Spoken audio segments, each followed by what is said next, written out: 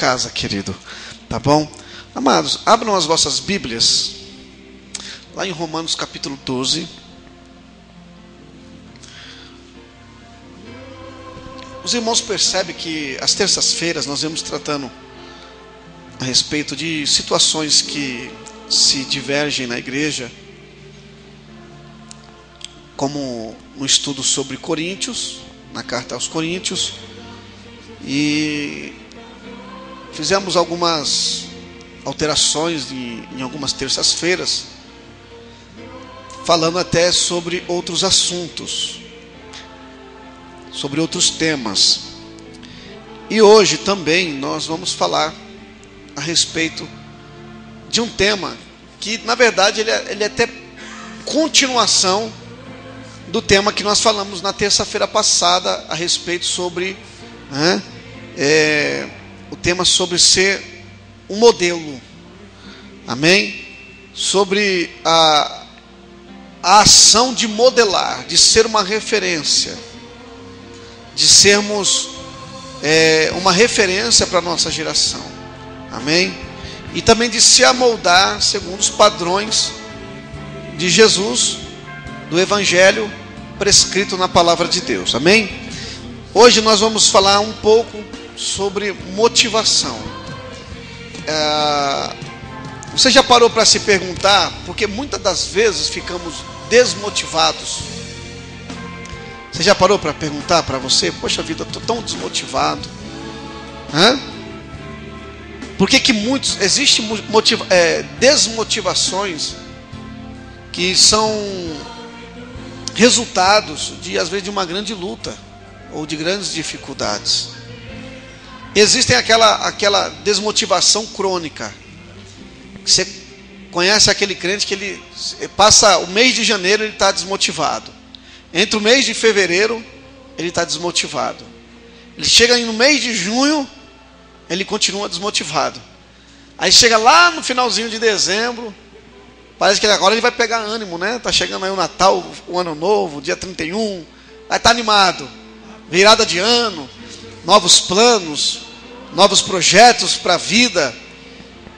Mas você encontra com o irmão: e aí, meu irmão, como é que está? Estou desmotivado. Então, existe sim, realmente, passamos por desânimos, tanto que às vezes situações, desliga isso aqui para mim, situações que na vida para nós sejam grandes desafios, possam nos causar desânimos, como o caso de Josué.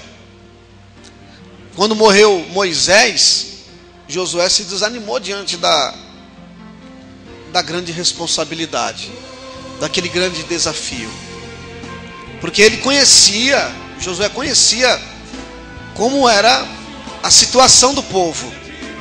Ele viu como Moisés lidou com o povo e que forma aquilo também resultou na vida de Moisés. Então Josué agora, na liderança do povo de Israel, ele também se sentiu um pouco desanimado. Tanto que Deus vem a ele e diz assim: ô Josué, esforça-te e tem de bom ânimo, porque você fará esse povo herdar a terra que eu lhe tenho prometido. Deus havia dito, Deus havia motivado a Josué, dizendo para Josué se esforçar e ter bom ânimo. Então, isso de fato, irmãos, na Bíblia nós vemos homens de Deus, homens que são heróis da fé, vivendo os seus momentos de desânimos, frente a uma grande luta, frente a um grande desafio, mas sentiram ali um pouco da amargura do desânimo. Nós vemos ali o profeta Elias desanimado diante de uma perseguição. Jezabel falou para ele: olha, eu vou matar você, ô Elias. Elias correu, fugiu, andou no deserto 40 dias, 40 noites e foi para a caverna. Aquela atitude de ele entrar na caverna é a expressão da falta de ânimo na vida de Elias. Amém? Então nós vamos falar hoje um pouco, meus irmãos, do que são as causas da nossa desmotivação. Amém? Da desmotivação na vida cristã. Então, nós vamos falar um pouco sobre isso, tá? E eu creio que Deus vai falar muito conosco, tá bom? Amém? Quem achou Romanos 12, diga amém.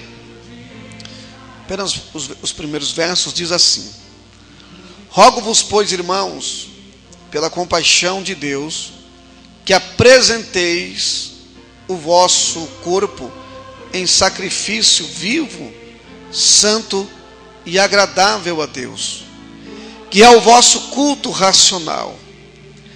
E não vos conformeis com o mundo, mas transformai-vos pela renovação do vosso entendimento, para que experimenteis qual seja a boa, agradável e perfeita vontade de Deus. Amém? Curve tua cabeça, querido e amado Deus. É no nome santo do teu Filho Jesus que nós oramos, ó Deus, nesta noite, nesse momento de culto, Senhor, onde iremos aprender a tua palavra. Nos ensina, Senhor, conforme a tua vontade, conforme o teu querer, Senhor. Que possamos, ó Pai, sair daqui animados, ó Deus, pela tua santa palavra. Que os nossos corações estejam abertos, que os olhos do nosso entendimento estejam abertos, para compreendermos, ó Deus, o teu querer nessa noite. Te pedimos no nome de Jesus. Amém e amém. Glória a Deus. Irmãos, uma das primeiras questões que nós vamos tratar aqui, que são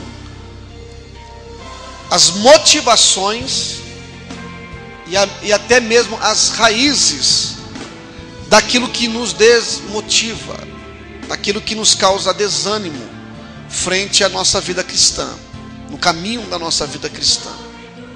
A raiz de todos os males, no sentido da vida, como a vida daquilo que conhecemos como ser humano, propriamente voltando lá em Gênesis capítulo 1, capítulo 2, capítulo 3, que fala da queda do homem, que gerou, que gerou na vida do homem o pecado. A queda trouxe o pecado ao mundo e consequentemente todos pecaram e destituídos foram da glória de Deus. Amém?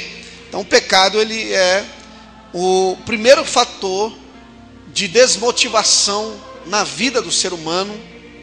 E quando não, também, quando tratamos particularmente com a igreja, quando situações acontecem na nossa vida que nos causam desânimo, alguns pontos que são causadores do desânimo é propriamente aquilo que chamamos de pecado. Amém? Há pessoas que vivem extremamente no pecado. Elas vivem extremamente uma vida no pecado. Sejam elas não cristãs, sejam elas cristãs. Existem cristãos que têm uma vida propriamente caminhando pelo pecado, caminhando no pecado, vivendo no pecado. Amém? E para mim poder se aprofundar mais nesse pensamento de que uma das raízes da desmotivação é o pecado, eu quero falar aqui a respeito de que o ser humano, ele é um ser que foi feito para ser adaptável. O homem, abaixa só um pouquinho, Michele. É os dois aí de cima. Vê lá que ela não vai saber, Michele. O ser humano, ele foi criado para ser adaptável. E o ser humano, se você parar para analisar, ele, em qualquer ambiente, o homem, ele se adapta. Se o ser humano ele for viver num lugar muito quente, ele vai se adaptar na sua forma de viver àquele ambiente que é extremamente quente. Você vai ver que existem homens que vivem no deserto e eles se adaptam àquele ambiente, aquele local que nós possamos usar a expressão que diz habitat, né? Ao seu habitat. O ser humano foi criado para isto. Se o ser humano morar num lugar muito, muito gelado, como na Antártida, né? Existem lugares que são terrivelmente inabitáveis, não tem como o ser humano viver. Mas existem lugares que são lugares frios demais, como existe o Alasca, até a Antártida. O homem se adapta, o homem na sua até independente da tecnologia, ele consegue se adaptar àquele ambiente.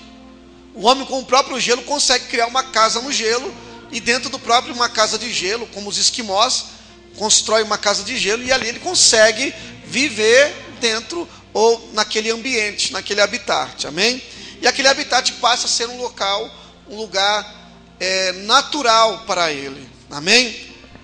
E não só na questão do habitat natural, existe a questão também, que possamos dizer, logicamente, leva-se para o campo do mundo físico, né? Como eu falei, o homem pode vivenciar num ambiente bem de muito calor, como também de um ambiente muito frio.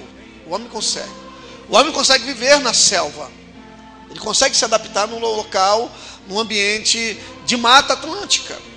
Nós temos hoje índios que até mesmo ainda não teve contato com a civilização. Se você encontrar com eles hoje, ele vai ter ali a sua forma de viver. Ele se adaptou àquele ambiente de vida. E como o homem urbano também, que somos nós, que vivemos em cidades grandes, se adaptamos a viver. Se você mudar para o meio de uma mata virgem, se você não procurar se adaptar àquele ambiente, logicamente que a vida ficará muito difícil para você, e assim, lógico, consequentemente, se você é bem provável morrer naquele ambiente, ou no calor, ou no frio, se você não saber se adaptar, se você não buscar o recurso que faça você se adaptar melhor àquele ambiente. Não só no mundo físico, mas também no mundo moral, existe uma outra condição do ser humano. O ser humano, ele consegue se adaptar a um mundo moral e aquilo que nós chamamos de ético e social. O ser humano consegue ser associável. Ele sabe ser social. O ser humano sabe. Ele sabe se relacionar com as outras pessoas. Ele consegue viver num local, por exemplo, no mundo aqui, no ambiente urbano, ele consegue conviver com outro ser humano. Por mais que difícil que seja, ele consegue viver. E isso, para se vivenciar no mundo das relações, o que é necessário no mundo moral? É se adaptar a uma vida ética e moral, para você conviver naquele ambiente, em qualquer ambiente que seja, mas que há outras pessoas ali que estejam vivendo no mesmo ambiente que você. Amém? Vocês estão entendendo esse pensamento? Isso aqui é só introdução, para nós compreendermos lá na frente melhor. O homem ele consegue ter, além de o ambiente natural, o habitat natural, que ele vai conviver, né? que ele vai a partir dali se adaptar àquele ambiente. Se há outras pessoas, ele também tem que criar um meio de relacional, de vivenciar com as outras pessoas, de se relacionar com as outras pessoas. E isso se cria um ambiente ético e moral para a boa convivência. Amém? A igreja, ela é um ambiente assim. Ela é um ambiente ético e moral também. Amém? E ela transpassa o ético e o moral. Ela se transpassa, até mesmo se você compreender na questão de ambiente de grupo. Espera aí, eu consigo me identificar com aquele povo, com aquela igreja, com aquele grupo. Então automaticamente você sabe que aquele grupo tem um certo costume, um certo jeito, por mais que pareça com os outros, mas tem particularmente o seu jeito de ser. Então o que você faz? Você vai se incluir naquele grupo e você vai passar a compreender a ética moral daquele grupo, para poder conviver com aquele grupo. Amém? É a mesma coisa. Quando uma outra pessoa vai fazer parte de uma família. Amém? Então a pessoa, para poder conviver com aquela família, seja o genro, seja a nora, ou assim, que qualquer situação que seja, a pessoa vai ter que compreender qual que é a ética moral daquela família, o ambiente, como aquelas pessoas vivem, porque cada um em particular tem o seu modo de viver, tem o seu modo de ser. Se eu for morar lá na casa do irmão Orivaldo, né, da irmã Shirley lá, e lá eles são mineiros, eles têm suas formas de ser, seu jeito de ser, né? Aí eu não vou chegar lá do jeito caiçara do litoral, querer impor o meu jeito de ser ali, de viver ali. Eles são mineiros. Fala, não, o café da manhã aqui vai ser do meu jeito, o almoço, o tempero vai ser do meu jeito, né? A forma de pensar aqui agora vai ser do meu jeito. Não tem como, porque o chefe da família ali é o irmão Orivaldo. A irmã Shirley, como filha, tem que se adaptar à forma do pai. Não é assim? Então, irmãos, nós precisamos aprender que o ambiente, o código moral, o código ético de um ambiente, eu também tenho que me adaptar. Eu tenho que me adaptar àquele código moral, né? Agora, o cristão, ele já é diferente. Além de ele se adaptar, mas ele nunca, jamais, ele deixará de ser também um ser espiritual. Então, existe a condição de ser adaptável, sim. Só qual como é o problema? Muitas das vezes, meu irmão, nós como cristãos, o que nós entendemos a nossa ética moral, a nossa ética espiritual, os nossos princípios espirituais, a forma como temos que ser, da forma como temos que usar esses princípios espirituais bíblicos da palavra dentro de um grupo ético e moral, sem que eu fira o grupo ético e moral, sem que, às vezes, a ética moral, dependendo como for, também não venha me ferir, não venha fazer com que eu transgrida a palavra de Deus. Então eu tenho que ter, pelo menos, a visão de Cristo, tenho que ser adaptável, tenho que compreender, porque Jesus, sendo Deus, ele se fez como homem.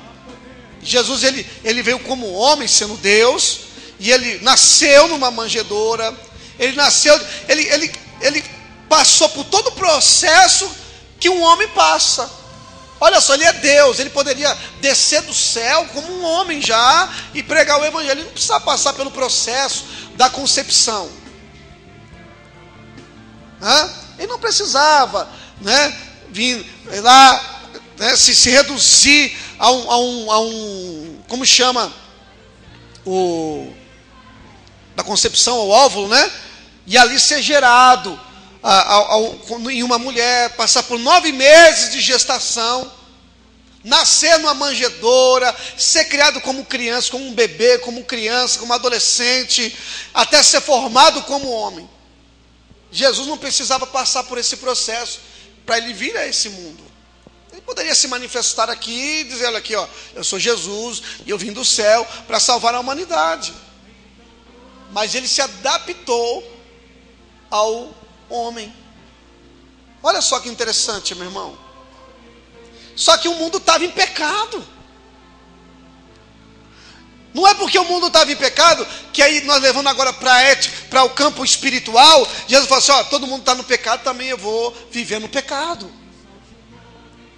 Eu vou me adaptar ao jeito que todo mundo é aqui, da forma errada. Eu vou passar a me prostituir, eu vou passar a me alcoolizar, eu vou passar a viver de forma que eu acho que tenho que viver. Jesus não pensou dessa forma.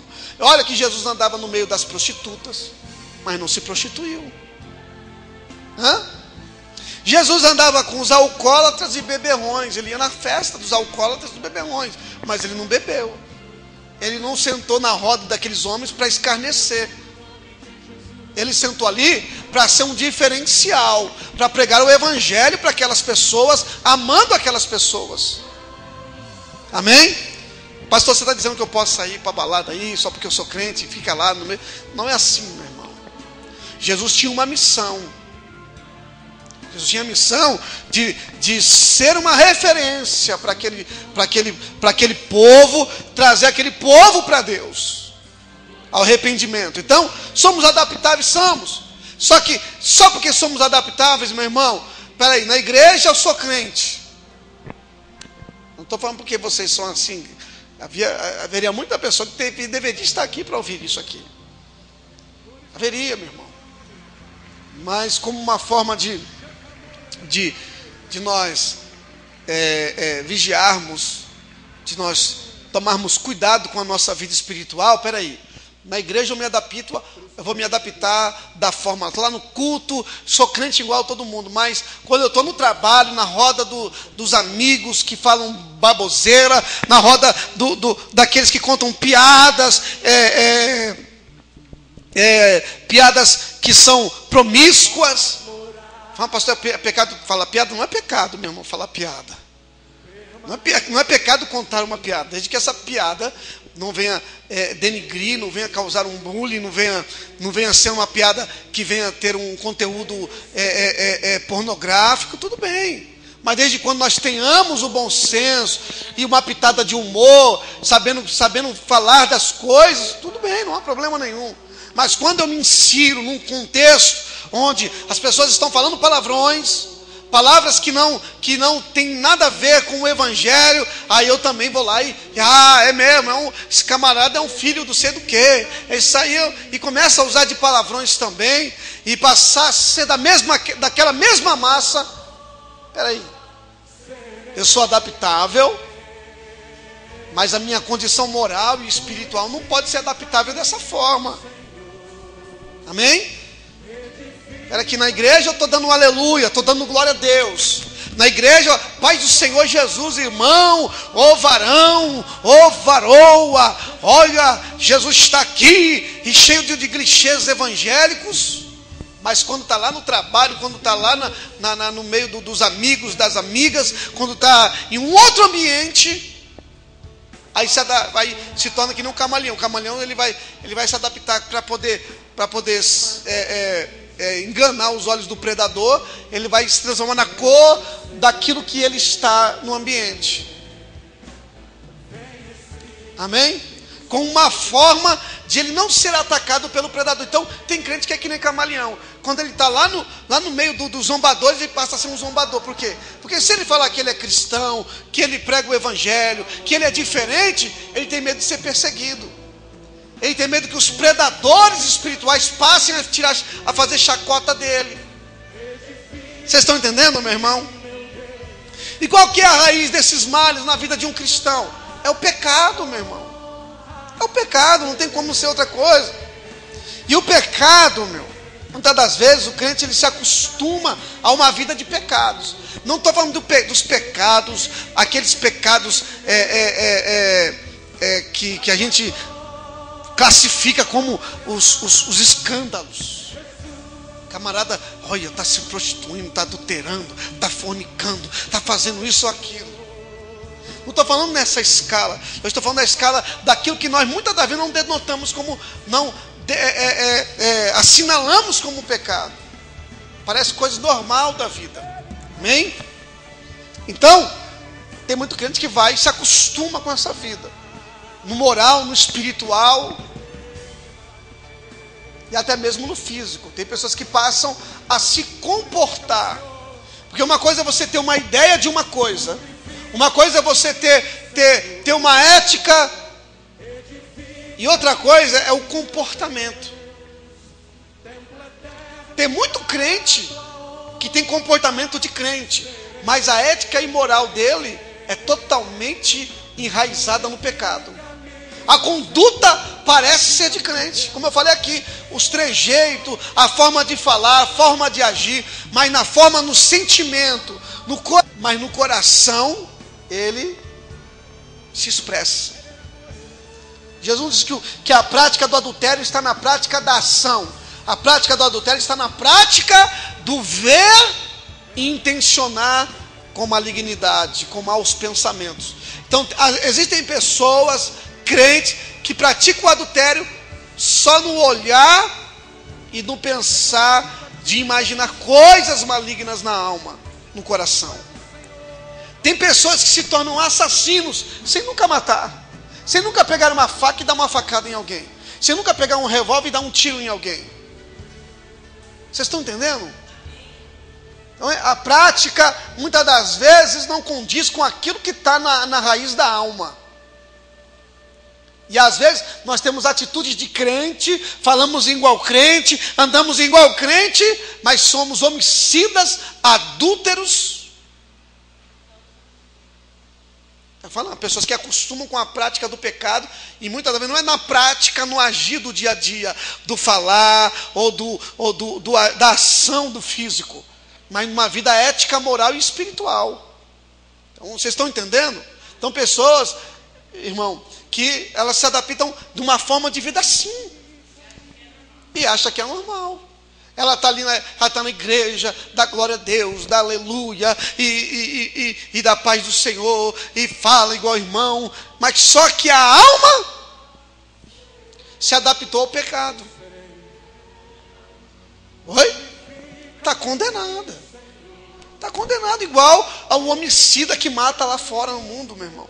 Porque Jesus falou assim, quando você, no coração, sentir ódio de alguém, você já praticou o assassinato. Meu irmão. Quando você tem ódio de alguém, não perdoa a pessoa, praticou o assassinato. Você vai ser julgado como homicida. Ela mata 2 vezes. A alma e a carne. É isso mesmo, meu irmão. Vocês estão entendendo, meu irmão? Amém? Então nós temos que tomar cuidado. A nossa vida cristã, ela não pode se adaptar ao pecado. O pecado não começa na ação fora, mas começa na ação do interior da alma. É aí que nós chamamos de as guerras das paixões.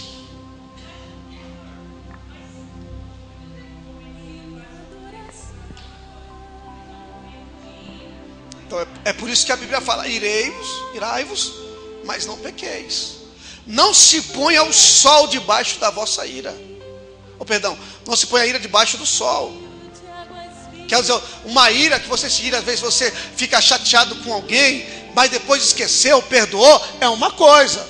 Mas uma ira que vai passando 1 dia, 2 dias, 3 dias, uma semana, 10 dias, 1 mês. Não, uma hora, mesmo que não exploda, mas aquilo se tornou uma raiz de amargura. Entendeu? Aí, meu irmão, só o Pai. Só Deus para ir lá, colocar a mão naquela raiz e arrancar aquele mal do coração, da alma do ser humano. Amém? Então, uma vez que o pecado, nós se adaptamos ao pecado, seja na prática, ou seja na não prática, mas no interior da alma, se torna a guerra da alma, ou aquilo que chamam paixões carnais. Amém?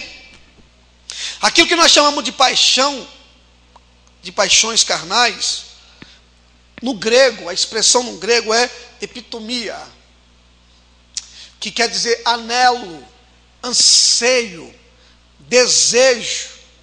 Isso é, tanto desejos bons, como também ruins. Mas essa palavra epitomia, ela está mais ligada a desejos maus, que a Bíblia denota, né? Praticamente é um vocábulo associado muito a práticas sexuais na Bíblia. Quando a expressão no original escreve desejos carnais, sexuais, práticas de fornicação, de adultério, esse desejo está ligado a essas práticas, a expressão é epitomia. No grego, né? A palavra epitomia no grego, que quer dizer desejo, anseio e anelo. É alguém que deseja. Tem muita pessoa que não fez, mas deseja fazer. Está ali desejando. Então, uma vez que o desejo vai ali trabalhando, vai sendo trabalhado, aí um dia aquele desejo ele se manifesta em alguma ação. Em alguma ação, esse desejo ele se manifesta. Só que o pecado não é quando nós manifestamos o desejo que mora, que reside na alma. O pecado não está quando fazemos, eu fiz, eu estou em pecado. Não, o pecado já está quando ele passa a ser anelado, a ser desejado, a ser pensado, cogitado. Aí eu não fiz, então, no mundo físico, como que você entende um crime? Quando você pratica ele. Não é assim? Existe muito ladrão que nunca roubou. planejou tudo. Por quê? Por que o camarada rouba? Existem diversos aspectos de ser ladrão. Mas rouba, qual que é a raiz do mal de ser ladrão? A ambição maligna. Porque a palavra ambição, já expliquei aqui, ela não é uma palavra negativa. Ser ambicioso, tudo bem, mas não podemos ser um ambicioso egoísta. Ambicionar coisas, querer coisas. Mas um ambicioso egoísta, ele cai pelo caminho do erro para conquistar alguma coisa. Desde matar a roubar. Então, por isso nós vemos tantos males. Então, existem muitas pessoas que cobiçam as coisas dos outros. Por que o ladrão rouba? Ele rouba porque ele cobiça aquele objeto. Então, ele cobiçou o carro do fulano. Caramba, como eu queria. Está cobiçando. É ladrão. Porque o ladrão, na justiça do nosso mundo físico, né, a justiça brasileira, ela só vai julgar o ladrão para ele ser preso, ser condenado, quando ele vai lá e rouba, quando ele pratica o ato de roubo. Mas antes de ele praticar o ato de roubo, aonde que nasceu o desejo do roubo? Na alma. Na alma. Diz amém. Então tem muito crente ladrão também, viu, irmãos? Tem crente ladrão. Querendo ou não, ele não faz, mas pensa, imagina, deseja, anela, anseia. Tá aí, irmão. Nós precisamos tratar as pessoas, muitos problemas das pessoas estão na alma, não está na prática em si.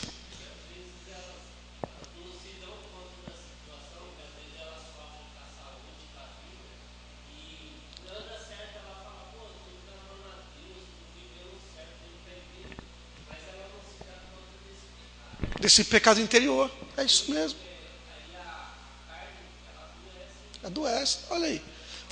Um pensamento aqui bem colocado aqui do nosso irmão. Tem muitas pessoas realmente que adoecem no físico. E vão dizer, mas eu estou indo para a igreja. Eu estou fazendo tudo correto. Ela está fazendo correto só no exterior. Mas no interior está tudo poluído, meu irmão. Então Deus trata com o ser humano primeiramente no interior, na raiz da intenção, da motivação. Então por isso que existem muitas pessoas desmotivadas na vida. Por quê? Porque a desmotivação é a raiz do pecado. Amém? Uma parte dela. Eu falei aqui que existem pessoas que ficam desmotivadas, mas não pode ser uma desmotivação crônica. Amém? Aquela que fica desmotivada a vida inteira por conta das lutas e das dificuldades. Pessoa que é desmotivada a vida inteira por conta da luta e da dificuldade, sabe por que é, meu irmão? É raiz do pecado. Porque ela é egoísta, ela só pensa nela. Então ela não consegue obter, então ela desmotiva. Ela não consegue vencer, desmotiva. Está passando por luta, fica desmotivado a vida inteira. Amém? Vocês entenderam? Agora nós temos que entender, irmãos, que nós vivemos numa sociedade promíscua, numa sociedade que enaltece a sensualidade. Nossa sociedade é assim. Desde o audiovisual, tudo enaltece a sensualidade. A mídia escrita, a mídia falada, a mídia televisiva, da televisão, enaltece a sensualidade. A nossa sociedade enaltece a sensualidade. O mundo social hoje, no modo geral, enaltece a sensualidade. Então, por quê? Porque está no âmago do ser humano, na alma do ser humano, enraizado como pecado na vida do ser humano, e o ser humano não se dá conta disso. E aí o que acontece, irmão? O mundo é sensual. Aí as pessoas têm que se adaptar a esse mundo. É aí que mora o perigo. São músicas. O camarada ter sucesso na música, ele precisa empregar dentro da música, da palavra, da letra, palavras, frases que vão enaltecer a sensualidade, a pornografia. Porque se ele não fizer assim, não vai ter sucesso. Terrivelmente é ouvir na boca das nossas crianças músicas sensuais. Terrivelmente é nós ouvir na música de crentes cantando a rocha. A palavra rocha, ela tem uma conotação sensual, meu irmão. Não é? Hoje, antigamente, se tinha-se a palavra da música, do funk, como algo cultural. Anos 70, anos 80, funk estava muito mais enraizado numa cultura amena, no sentido, não havia pornografia inserida nas letras, não havia romantismo, havia cultura. Hoje não. Hoje, pela sociedade ser promíscua, então tem que ser letras que são promíscuas. Senão não vende, meu irmão. Apologia. Senão não tem sucesso. Amém? E a igreja vai caminhando pelo mesmo barco, pelo mesmo caminho. Não precisa ser funkeiro para dizer que é uma pessoa que canta o sensual. Ou uma música que ostenta riquezas e sensualidade. Não precisa. Daquele jeito se expressa daquele jeito. Em outras formas, em outra moldagem, em outra roupagem, em nós se expressa de outra forma diferente, que nós também, e a raiz daquele mal, o mesmo pecado que está em nós, e a gente não se percebe disso, meu irmão. Amém? Então o mundo hoje é sensual, a nossa sociedade é sensual, enaltece a promiscuidade, melhor dizendo. Agora, você quer ver esse mal inserido dentro da vida cristã? O mal da sensualidade, da ostentação, do pecado. Por quê? Por que os camaradas cantam a ostentação? Por que o mundo canta a sensualidade? Porque eles querem ser e ter. Hoje se prega muito dentro da igreja de ter e ser.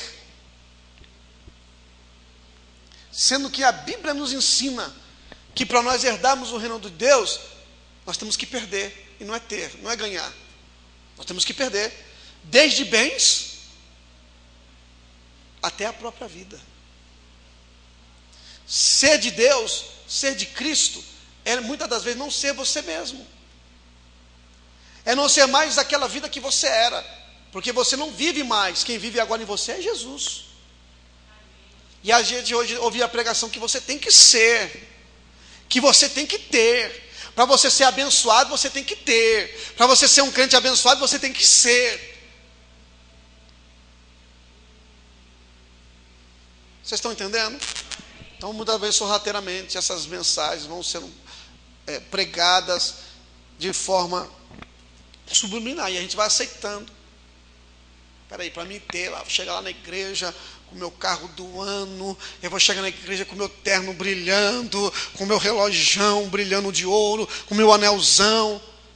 Sensualidade pura aí, irmão.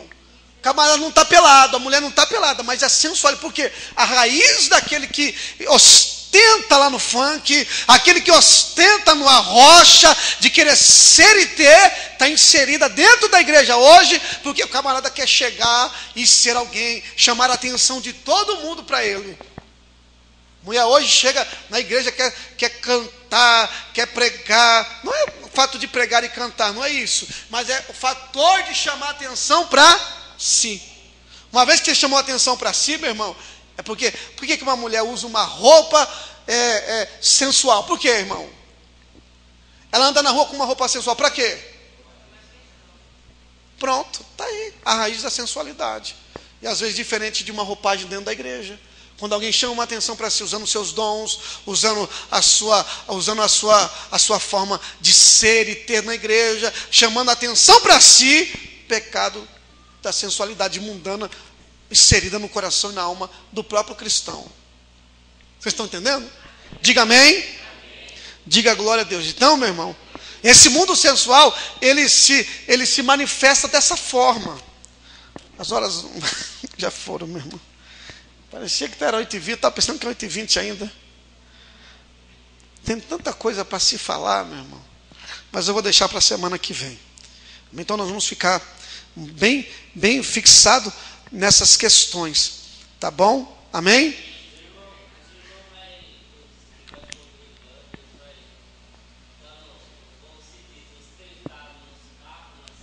Isso.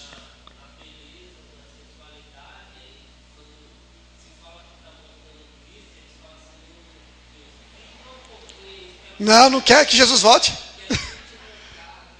Minha vida, é isso mesmo. É isso mesmo. Vai perdendo-se o foco. É isso que nós ia chegar depois, ó. Isso. É isso que o irmão Ariel estava falando, nós vamos chegar. Isso aí tá lá para o final da mensagem. Porque quando a pessoa passa a vivenciar isso, a enaltecer isso, a priorizar isso na vida, ela perde o desejo de ir morar no céu. Ela perde o desejo de Jesus voltar. Porque ela quer viver nessa terra, está ligada. Agora que eu conquistei.